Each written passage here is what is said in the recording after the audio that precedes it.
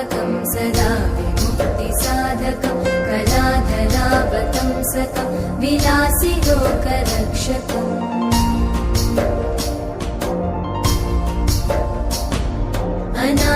अनायकैकनायकं विनाशिते भदैत्यकं नताशुभाशुनाशकं नमामि तं विनायकम्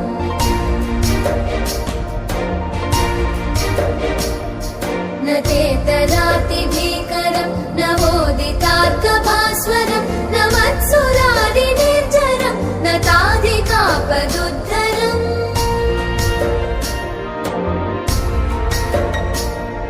सुरेश्वरं निधीश्वरं गजेश्वरं गणेश्वरं महेश्वरं तमाश्रये परात्परं निरन्तरम्